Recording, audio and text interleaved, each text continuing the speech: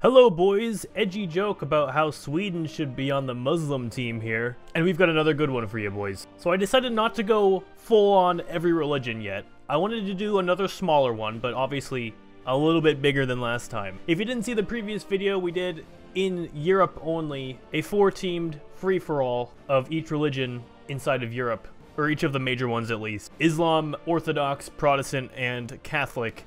And to all of our surprise, Islam actually won, and that was pretty interesting to watch. But now we've had all of the Christian teams, all of the Christian denominations come together. They're like, you know what, we can't let something like that happen again.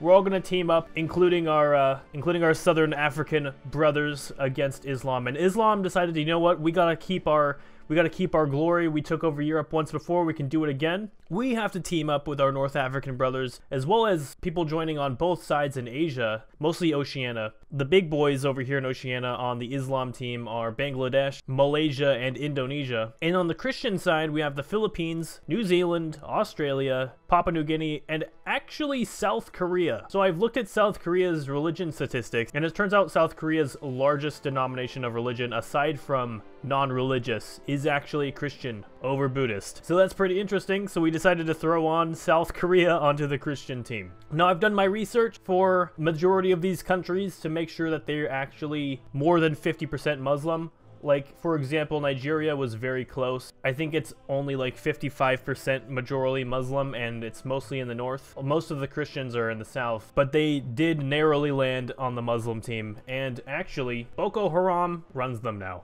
Now, one person pointed out, why don't you make non-religious a team or atheist a team? Well, that's because atheism is not actually a religion, it's the lack of religion, and it wouldn't be that fun. So the countries with religious populations, the most dominant religious population in that country determines which team it's on. And in a later video, we'll make sure to we'll add a Buddhist team, we'll add a Hindu team, and we actually do have a Judaism team, even though it is only Israel. Is not going to be partaking in the fighting this time, but when we do have our full game where we have all of the religions, it will be in the war. And I'm not including the Americas, because that's just going to drag on the game way too long. We're only going to be using the old world today, and I think that balances it out quite a bit. But really quick before we start, I'd like to thank all my patrons: Blog and Fletcher, Cody Venturini, Infinitum Gamer, Paxis, Rodney, and Samuel Bjornsson. Thank you everyone for your support, I really appreciate it. And if you would like to become a patron yourself, please check out the links in the description to support the content that you watch. Also boys, if you didn't realize, we are like super close to 30k, and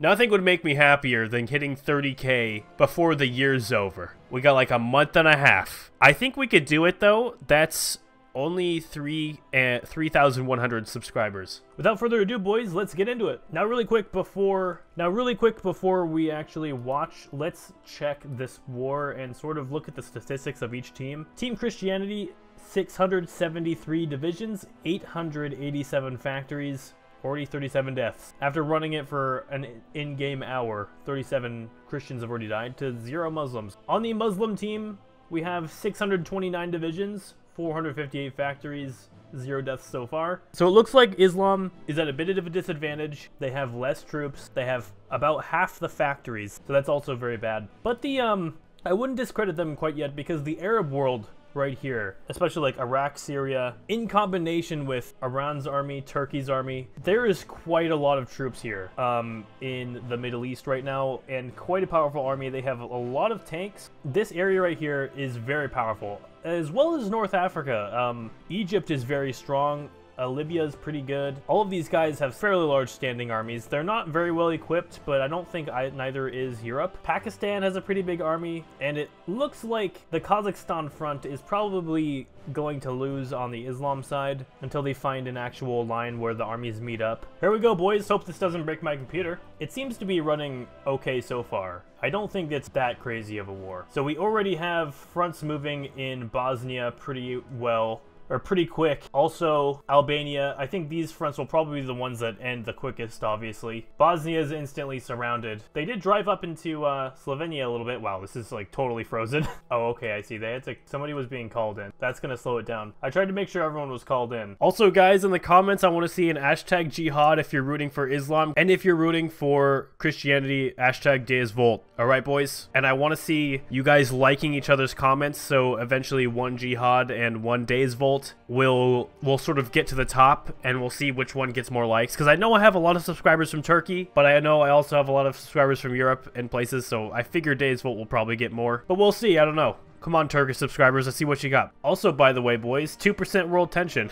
Right on, this game is not broken whatsoever. On Christianity's side, 10k. Most of them are over in Armenia, it looks like. As well as 54,000 deaths on Islam's side, 9,000 from Azerbaijan. There's been a reversal on a few fronts, and a few fronts have sparked that just weren't sparking before. Like the Turkish-European front has actually sparked quite heavily, and the Turks are invading Bulgaria and Greece. Not quite Greece yet, but they're trying to get into there. And actually, the Arabs and Turks and Persians have now ended up losing the war over here in the Caucasus region. The Armenians and the Russians, all of their tanks combined, have outmatched the Arabs and the Middle East in general, and are actually pushing into Turkey, and that's pretty dangerous looking if you're Turkey. Bosnia and Albania have capitulated again, but just different occupations this time. Now Macedonia doesn't have Northern Epirus, it has Albania.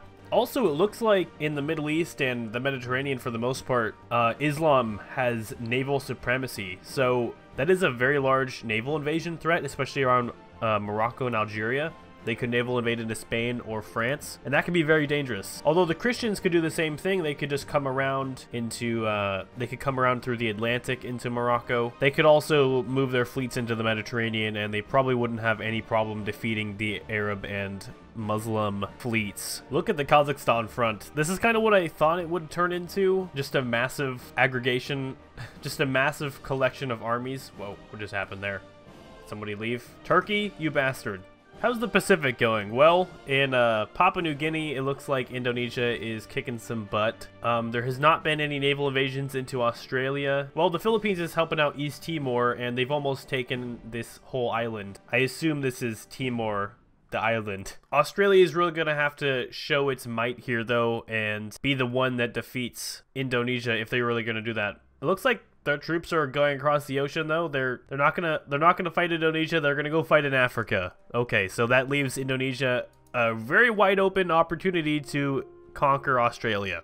In Kazakhstan, there's been encirclements on both sides, but it really looks like Islam is starting to win out up here. For a little while, the Russians were really gaining the upper hand around a lot of these Muslim divisions, but now, as you can see, there's a pocket of 3 Russians here. There was just 1 or 2 Russians there that have just been killed. There's 1 Russian tank here, and there's a chance for more to get encircled. There's another Russian tank here. Russians are having a little bit of a hard time. They just really don't have the divisions to take this entire front here with this many enemies on it. But at the same time, the Muslims are going to focus that. They are going to lose a lot more over here on these fronts, like the Caucasus front, which they are really starting to drain out. Like you can see a lot of these Persian and Omanese divisions and Turkish divisions. They're really getting supply drained quite hard. And Turkey's hopeful reconquest of Europe is not going that great. I mean, they do still have a good portion of Bulgaria, but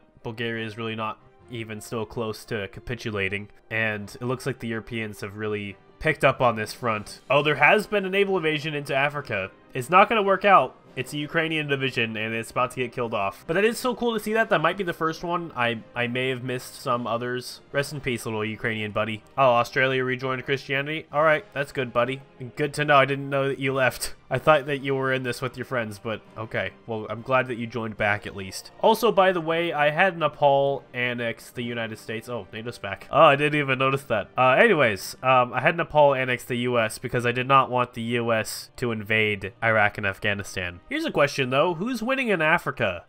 It's kind of hard to tell. It looked like for a little while Christianity was going to capitulate Nigeria, which would be a really hard hit to Islam in Africa. But it doesn't look like that's happening anymore. Oh, look at that. There's been a naval invasion. 2 French. One Marine division, which is a little bit dangerous. Not a naval base, though. If they had landed in Lagos, there would be a level 6 naval base. We do have a couple of countries capitulated on the Christian side. I know Benin and Togo are both capitulated. South Sudan was very close to being capitulated. Also, if you guys didn't realize, I had to release South Sudan early out of Sudan, because South Sudan is actually a Christian region, and obviously Sudan today is a Muslim region. So I created 2 countries, 1 Christian and 1 Muslim. That's also one of the main reasons for the split and the civil war. It's looking a little dire for is this Cote d'Ivoire or Ivory Coast? Yes, Ivory Coast and their buddies Liberia and Ghana. They're having a little bit of trouble here. They're under siege. They've lost 2 of their buddies. There was 5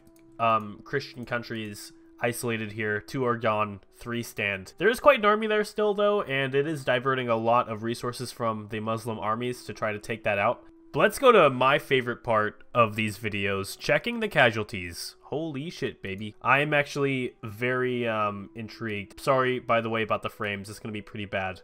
We actually have more Christian losses. Okay, so we have 305,000 Christian losses, 273,000 Muslim losses, but the Christians do have more manpower, still quite a few more factories, probably by about double the factories. I think division count is quite equal. Now, how many countries are capitulated on either side? Well, the Muslims have lost Albania, Bosnia, Chechnya, and Northern Cyprus. I didn't realize that one. So 4 countries have died so far on the Muslim side. On the Christian side, Benin, is it just Benin and Togo? Benin and Togo. Yep, so 4 down on the Muslim side, 2 down on the Christian side. Let's see where it goes. Okay, there has been another naval invasion into Libya, and this one is quite a bit more serious. Looks like quite the French led landing. Let's view as France so we can actually see what's going on. Wow, there's quite a lot more naval invasions planned into North Africa. There's one for Algeria being planned. Looks like German, Spanish, and French. It looks like the French are leading a lot of this, actually. This will probably kill Libya. This is a very serious landing, and France just left Christianity. France, I'm not gonna let you do that, man. I'm gonna have to turn you monarchist so that you don't leave. That has been my solution to countries leaving the factions. I just have to change their ideology to... I mean, it seems pretty obvious. I just have to change their ideology to match the faction leader, which is monarchist in this case. But yeah, this is a very serious landing. Unless the might of, like, the Egyptian army gets here before any more Christians can arrive into Libya, I don't think anything will be able to stop this landing. This is quite a hard one. And I don't see the Egyptian army anywhere in the vicinity. Okay, it looks like they're down here. Are they rolling down here to fight the African front, or are they just chilling on this big line? Yeah, I don't know what the Egyptian army is doing. They are the only thing that could probably stop this, though. There's a lot of Chinese volunteers, though, actually. The Chinese are volunteering to help the Muslim countries. And the Kazakhstan front is still roaring. Wow, look at all these divisions. Jeez. And look how slow the game's running, too. On 5 speed, it's like just sitting there. 2 Russian... Actually, 1 Russian artillery and 1 Russian tank division are encircled. The Russians are really going to run out of divisions.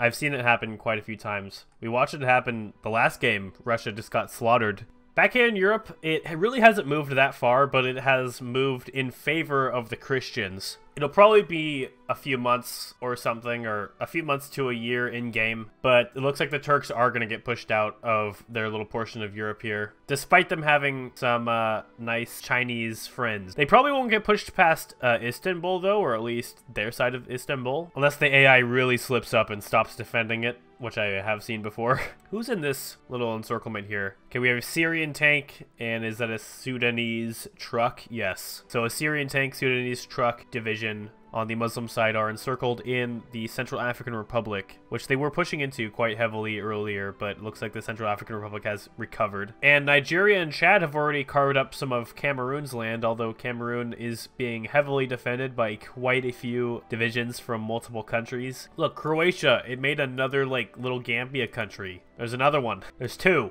Inside Senegal. Right on. This could be a 3rd one. That'd be really funny. Hey, somebody should make a mod. This is the Gambia 2. This is the Gambia 3. And, like, the Gambia 4 right here. That'd be kind of funny. All just, like, 4 Gambias. Maybe add new rivers, too. Like, the Gambia River 4. And that just be another Gambia country. You know what? That's a really dumb idea, but I'd still laugh if somebody made that. 2 more Russian tank units have been encircled in Kazakhstan. Actually, that is... No, yeah, that is still Kazakhstan that they are reclaiming. All of this region was captured by the Russians in the beginning of the war. This is pretty cool. This is not one-sided either way. Both sides have been doing good in one way or another. We're seeing a lot of Muslim early victories, but we are seeing, obviously, the strength of the Europeans, the strength of the Christians, still having to be tested. Also, up here, has Kazakhstan crossed the border? Yes. So, officially, the first actual Russian lands have been crossed into. I may have been wrong about this naval invasion. It looks like the actual Libyan army has been fighting off the French army. For real. All these French units over here are technically encircled because they do not have a naval base, and they cannot connect with the naval base that the French have just one tile away. They are under constant attack from Libyan tanks and trucks, so this might not be the total disaster I thought it was going to be. Oh, whoa, look at that. Okay, I did not realize Somalia has capitulated. I should have noticed that. Kenya controls most of the whole thing. Now Somaliland and Djibouti are looking like they're next on the chopping block, and that is a pretty big victory, even though it doesn't really seem like it. I would say that's a pretty big victory for the Christians, because that is going to allow them to move a lot of the divisions that were fighting down here to the main large African front and increase their chances of overpowering the Muslim forces and be able to push north. Obviously, though, Djibouti and Somaliland are also going to have to go for that to happen, because you can see there's still quite a large stronghold, and it does seem to be being fed over the Red Sea, or across the Red Sea. One thing I have just thought of, this Kazakhstan front actually poses not only just a threat to Russia, but a threat to the Turkish front. If you think about it, guys, if this front gets really bad, the AI will start to freak out, and Russia will pull all its divisions from down here, possibly weakening it and allowing the Muslims to push through. But that's not the worst part. The part that could be the really worst thing for the Christian forces would be if the Muslims were actually able to push all the way over to Ukraine, capture the area around Rostov, then this area would be one large encirclement, because I think the Turks have naval supremacy in the Black Sea. Yes, they do. So and they have it in Greece and the Eastern Mediterranean. So there's no getting away out of these naval ports here. Although they could technically escape out of Crimea across the border there. Also, Chechnya has been liberated. It doesn't get unchecked marked as a capitulated country. It's still marked as capitulated, obviously. But still, look at that. It's been liberated, technically, by some Azerbaijani and Persian joint forces. Alright, this 20-point city, Yekaterinburg. I'm sorry if I'm saying that one wrong. A Russian subscriber can please, or a Slavic subscriber can please tell me how to pronounce that. But they're almost there. That's going to be 20 points. It is really hard to capitulate Russia without Vladivostok, though. It's also 20 points over there. So as you can see, the Christians have started to peel back in the Caucasus. Actually, the Muslims have crossed the Caucasus in the east, on the Azerbaijani border with Russia, and they are threatening a mass encirculation. Encirculation? Is that a word? I don't think it is. A mass encirclement of this whole thing. Georgia, everything. So that could be pretty dangerous. Okay, naval invasions into Algeria. Looks like one was abandoned, but they did take this city here and a naval port, and then there's a Spanish division in Algiers. They actually took the capital of Algeria. It looks like they're going to get pushed out real quick here, though. The Algerian army is here ready to pounce. Man, this game is really exciting. This is not one-sided at all. Either side has had good victories. Either side has winning conditions that I can see. Both sides have their ups and their downs. This is going to be a fun one to watch, guys. Chechnya is growing again. I have deep, scary memories of last time Chechnya grew so large. I have nightmares about it every day. And I'm sure a lot of you have those nightmares too. We all remember that horrible day. That horrible video. I guess if you're on Team Jihad, you definitely want that happening again, because that was probably one of the best things that's ever happened in a YouTube video for you. One guy was so happy, he was like, "Thanks my Allah, I love you heart. Ya Allah, Bismillah." If that's how it's said, jeez. But as you can see, boys, the Muslims are going for the encirclement of Georgia. They're doing the big reach around, and they'll probably get it. There's been a Christian encirclement of this Georgian tank. That's not very good for Georgia. They don't have the best army to start out with, so losing a tank division is pretty shitty for them. Pretty bad for them. Boys, I'm going to take this quick minute to shill my Twitter, because that's what YouTubers do. They have Twitters and they, like, write stuff on it. I've got, like, 409 followers on there, because I never shill my Twitter, and I don't really use it that much. But if you are a Twitter user and you like to follow the YouTubers that you watch, make sure to check my link in the description. I do have a Twitter link there that you can follow. I want to get like over 1,000 followers or something on there. And boys, the encirclement is complete. Although the capitals are still being held by 3 countries in this encirclement, so it's not technically an encirclement. But it is a big move for the Muslims, and as you can see, it has allowed for the Arab, Turkish, and Persian armies to just move straight up into the Russian foot here, that I like to call it. Also, what happened over here? What happened to the giant... Oh, okay, I think they all went over here. The giant Muslim army that was invading through Kazakhstan. I think it has come down here instead to fight over here. Also, boys, the Western African Christian countries have somewhat liberated themselves. Both Benin, Togo are liberated. Ghana, Cote d'Ivoire, and I think Liberia have all survived for the most part.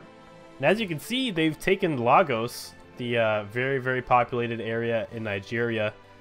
And Nigeria is probably on the verge of collapse.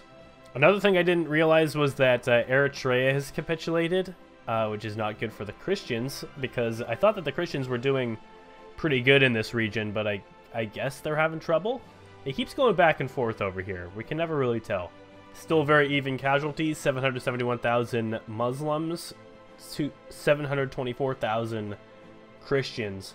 Togo are still the only ones that have capitulated on the Christian side. Albania, Bosnia, Chechnya, Gambia, I didn't realize Gambia. Nigeria has capitulated, alright. Somalia, Northern Cyprus. So quite a few of the Muslims. Yeah, look at that. Okay, so Nigeria has just capitulated to Benin. Not good. There was a lot of Nigerians fighting on this front over here. Multiple groups of Russians encircled. Again, more tanks, more artillery. There's a paratrooper over here. This is giving the Muslims an open window into the Christian countries of Ukraine and Eastern Europe. And eventually, if this isn't stopped, we're going to see Europe made Chechnya again.